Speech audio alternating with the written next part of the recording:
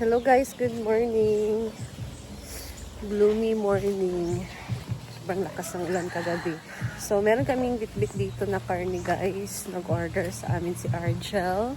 Yan, dala ni Neil. So, that is 6 kilos. 10 kilos sana pero naubusan na kami ng stock. Yan na natira.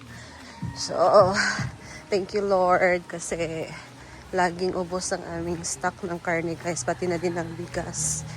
So, it's 10 a.m. na in the morning. And guess what, guys? Tahimik na naman ngayon ang farm. Kasi wala sila madam ngayon. So, abangan na lang natin yan soon pag mag-upload na sila. So, yung naiwan dito, sila Argel, Bating, sila Marian at si Chayford with Ansing. So, kami lang guys. Kami din na pupunta dito.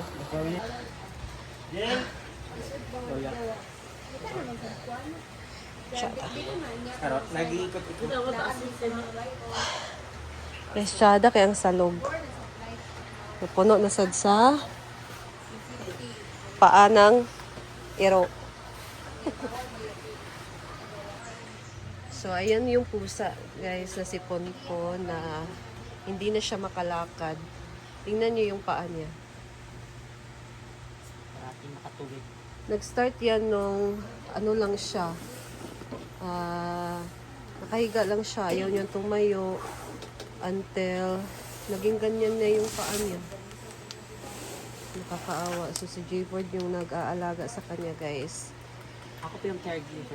Oo, caregiver po siya ni Ponpon. Si Jayford nagpapakain. Akala namin wala siyang kain. Tingnan niyo yung katawan niya, guys. Nakakaawa na talaga siya. Ilan na niya siya kabulan, Ford? Naingani? Sa pano? 1 month na siyang ganyan, guys. So, grabe survive pa rin yung pusa. Kahit hindi na siya makatayo. Amoy ano na dyan? Amoy ihi na. Kakaawa. Hindi naman siya diresolvo ng mga aso. Diyan lang siya. Wala ding ipabet kasi malaki naman yung bayad pag ipabet pa to. Kaya papakain na yung mag-dots niya. Diba? Sarap ipakaon, masintiwasan. Napapagbayad. Gusto na yung ginabahog sa iya. Ito man yung delivery. Ako yung Nagkaon din siya di eh. Diretso ba na Yan tubig. Syringe di ako. Luoy taon. Luoy kay ang pusa guys. Oh. Luoy biyamihan ni sa iya guys. Pag mag-ano niya siya siya rin isa dara. Luoy taon. Ito talaga yung buhay ng pusa. Mataas. Mahaba. Mahaba yung buhay ng pusa. 9 lives daw sila. Kasi guys, oh. Buhay pa kasi siya kahit ganyan siya, hindi makalakad. Laban lang pon. Looy. Guys, nagsialisa na yung mga tao dito. Umalis sila. Alis na lang din ako. So, punta ako ngayon sa friend namin. Mag-meeting with friends kami. Namiss ko na yung kaibigan ko, guys. So, pumunta dito yung isang kaibigan from Plaridel. Bumaba siya dito. So, mag-food trip daw kami. Dito tayo sa may cottages or cabana daw tawag nito guys. May cottage naman gid ni siya. So yung nakarent dito mga aso. Ayun. Oh, 'di ba? Kagabi, nagabihan na umuwi. Grabe sobrang lakas ng ulan kagabi, guys. Tumaas na yung tubig dito pero buti na lang hindi naman siya umapaw doon sa may tulay. Nakatawid pa kami ni Neil. So, libot muna tayo dito kasi wala naman tayong nagagawa dun sa taas. Ayan, may mga halaman na santan dito si Madam. So, walang may mga nag-rent man pero bango ng coffee. Coffee machine. So, ewan ko talaga guys, no? Pag wala si madam talaga, napakatahimik ng farm. Yan na ang pool. Ano naman yung tubig guys, nakapundo pa rin yung pool. Kasi every weekend, marami kasing naliligo. So, ayan, sobrang lakas ng ulan kagabi.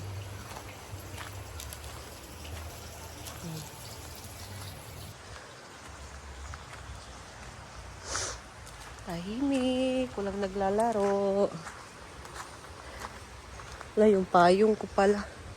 Kunin ko pa yung payong ko.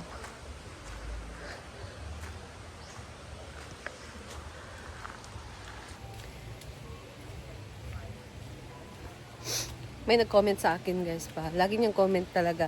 Tinitingnan ko yung comment niya kung sa mga videos ko. Makikita kasi yan guys, yung mga comments niyo. Kung ilang comments na yung nagawa nyo or saang video yon, so nakikita namin kasi yan. And may comment siya doon na lagi daw ako nag-i-English pero grammatically wrong naman daw. Ha? Pati ba naman yan guys ha? Yan talaga yung ano niya, problema niya lagi. Yung English ko. Yung ibang country nga, nagpapa-tutor pa ng English para malaman, para maka-learn din sila kung paano magsalita ng English. Very judgmental talaga siya kasi pati yung English ko, dinadamay pa niya. Ikaw na yung grammatically correct in English speaking. Ganon. Nanonood ka pa naman.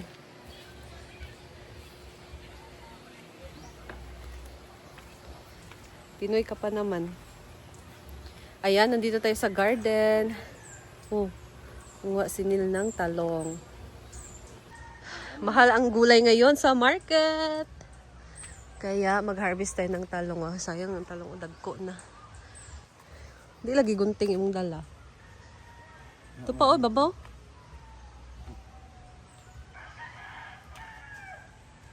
Talong. Guys, ang mahal talaga ng ngayon gulay, pati yung mga panakot. Mga malalaki lang. So, ito na yung labuyo. Aladagan kay silag labuyo. Nalimtan di. Ay, naoda ko, oh. Kaya na, tambok. Tuwas luyo, taas. Turang. Unsa na sitaw? May tinanim dito sa tinina na sitaw. Ayan.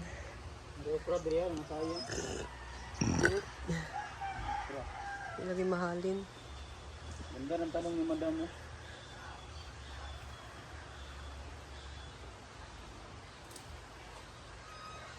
Ano ito yung dalang ito? Chili.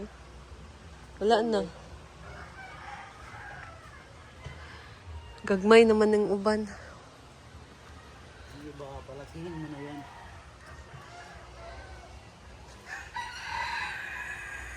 May other varieties ng kalamansi. Mga okra, oh. Iguang na. Ay, bunga na. Dagko naman kayo na eh. Guwang na kay. Wala sa pili kasi. Sige. Iguang na. Ito. Dagko na. Wala na. So dito wala ng sitaw. Nagtanong pa ulit si Ate Nina. Yung cabbage. Ay, cabbage pechay. Wala na din. Yung single burner ko, wala na. Sira na. Hindi na yan. Umaapoy. Mahina na yung nilalabas yun na apoy, guys. Pero yung natin gasol, andyan pa naman. Kailangan lang bilhan ng another single burner. thank you guys. And that's all muna for now. So, alis na kami ngayon kasi punta ako dun sa friend ko. And wala din mga tao dito umalis. So, thank you so much guys for watching. Andito lang muna ako. Ito lang muna yung ganap natin dito sa farm. So, bye! And I'll see you in my next vlog.